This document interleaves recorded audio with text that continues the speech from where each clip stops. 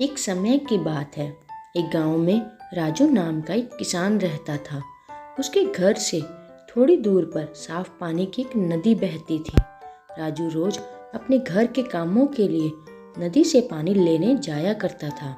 इस काम के लिए वह अपने साथ 2 घड़े ले जाता था, जिन्हें वह डंडे के दोनों सिरों पर बांधकर अपने कंधों पर लटका लेता था।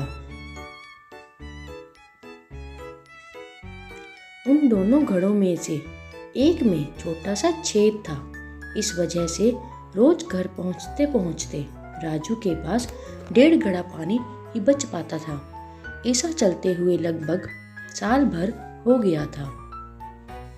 इधर जो घड़ा सही सलामत था, उसे इस बात का घमंड हो गया था कि उसमें किसी प्रकार की कोई कमी नहीं है, क्योंकि वह पूरा का पूरा पानी घर तक पहुंचाता है। और वह इस बात का एहसास फूटे घड़े को हमेशा करवाता रहता था। बेचारा फूटा घड़ा इस बात से शर्मिंदा रहता था कि वह आधा पानी ही घर तक पहुंचा पाता है और मेरे मालिक की मेहनत बेकार चली जाती है। फूटा घड़ा यह सब देखकर बहुत परेशान रहने लगा और एक दिन जब उससे रहा नहीं गया तो उसने राजू से कहा, मैं खुद पर बहुत शर्मिंदा हूँ और आपसे क्षमा मांगना चाहता हूँ। क्यों? राजू ने पूछा। तुम किस बात से शर्मिंदा हो? घड़ा बोला, शायद आप नहीं जानते, पर मैं एक जगह से फूटा हुआ हूँ। पिछले साल मुझे जितना पानी घर पहुँचाना चाहिए था, बस उसका आधा ही पहुँचा पाया हूँ। मेरे अंदर यह बहुत बड़ी कमी है, जिसकी वजह से आपकी मेहनत बेकार होती रही है।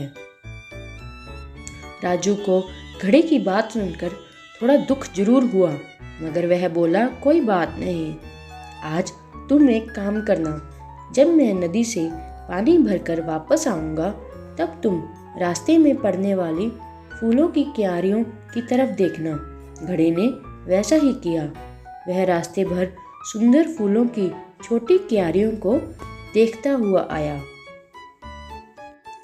तभी कुछ ही समय बाद राजू फूटे घड़े से बोला, मैंने कहा था तुमने वैसा ही किया, लेकिन शायद तुमने ध्यान नहीं दिया कि ये जितने भी फूल रास्ते के एक तरफ खिलकर बड़े हो चुके हैं।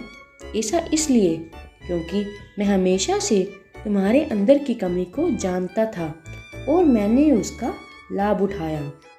रास्ते में जिस तरफ तुम्हारा पानी गिरता था, उसकी तरफ मैंने रंग बिरंगे फूलों के बीज बो दिए थे और तुम रोज थोड़ा थोड़ा करके उन्हें सींचते रहे। आज देखो, तुमने उस पूरे रास्ते को कितना खूबसूरत बना दिया है। अब तुम ही सोचो, अगर तुम जैसे हो वैसे नहीं होते तो भला आज यह सुंदर फूल इस धरती पर आ पाते?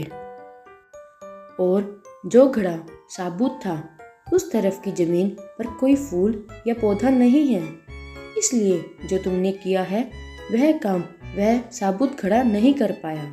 यह सब सुनकर फूटे हुए घड़े को बहुत अच्छा लगा और वह बहुत खुश हो गया। तो बच्चों, इस कहानी से हमें क्या सीख मिलती है? अपने आप को किसी कमी के कारण कभी कमज़ोर मत समझना, क्योंकि हो सकता है जो गुण आपके अंदर हो वह दुनिया के किसी भी इंसान में ना हो। इसलिए कभी हमें किसी भी कमी के कारण खुद को कमज़ोर नहीं समझना चाहिए। Thanks for watching. Like, share and subscribe.